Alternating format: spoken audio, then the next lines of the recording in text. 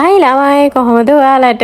ඇත්තටම අද නම් අහන්න ඕනේ කොහොමද ඔයාලට අවුරුදු කියලා. මං අවුරුදු 2කට පස්සේ තමයි ළමයි ගෙදර ඉන්නේ අවුරුද්දට. ඒ කියන්නේ 12 13 14 15. මම මේ දවස් ඔක්කොම ගෙදර ළමයි. ඉතින් මං හිතුවා මේ අවුරුද්දට මොනවා හරි ගෙදර හදන්න ඕනේ කියලා. ඉතින් ළමයි මං හදන්න තීරණය කළේ කැවුණු කුකිසි. හැබැයි ළමයි අද ඔයාලට පෙන්නන්නේ කැවුම් හදනවා විතරයි. හොඳද?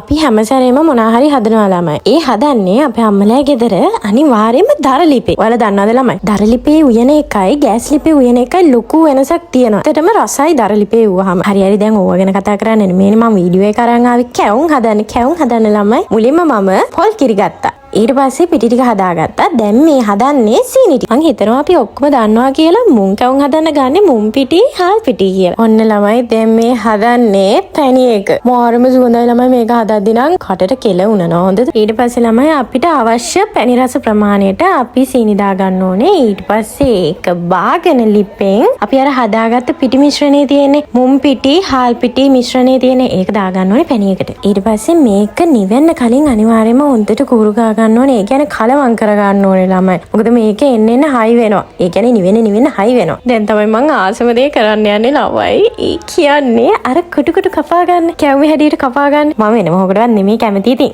ඔය කපන ගමන් කන්න පුළුවන්. ඔන්න බලන්න ළමයි මං ඔය වැඩේ කරනවට වැඩිය කරන්නේ කණ එක.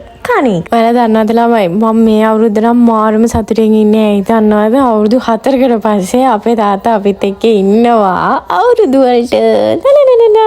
මං ඉතින් කැවුම් හදන්නේ අම්මගේ උදව්වෙන්. නැත්තම් ඉතින් තනියෙන් හදන්න බෑ. එහෙම කිව්වට ළමයි මම එක පාරක් තනියමත් හදලා තියෙනවා මුං කැවුම්. මෙන්න මේ වැඩේ තමයි ළමයි මෙතන තියෙන අමාරුම වැඩේ. මොකද දන්නවද මේක නිවෙන්න කලින් මෙහෙම තුනී කරගන්නත් ඕනේ. හැබැයි මෝරම රොස්නේ. Okay fine. Finally මම ඒක මං කෑලි කපා ගත්තා ළමයි. ඊට වැඩිය මම ගොඩක් කෑවා. ඔයාලා එහෙම මං වගේ නෝටි වෙන්න එපා ළමයි. මොකද දන්නවද මේක අමුයෙන් කන්න හොඳ නැහැ. ඉතින් මේක අමු නැහැ. මොකද ලිපේ තියලා අරන් තියෙන ඒ උනාට මෙහෙම කන්න හොඳ නැහැ කියලා කියනවා. නිකන් බඩේ රිදෙනවා. ඕ අනම්මනම් කියනවා. හරි ළමයි ඔන්න ඔය විදිහට අම්මයි මයි කැවුම් ගොඩක් හැදුවා. ඉතින් ළමයි ඊළඟ වීඩියෝ එකෙන් අනිවාර්යෙන්ම අරගෙන එන්නම් මේ සැරේ අපේ අවුරුදු කෑම මේසේ. මොකද ළමයි මේ සැරේ අවුරුදු මට ගොඩාක් ස්පෙෂල්. අපේ තාත්තත් ඉන්නවනේ. එහෙනම් ගිහින් එන්නම්. ආදරේ ඔයාලට. බයි.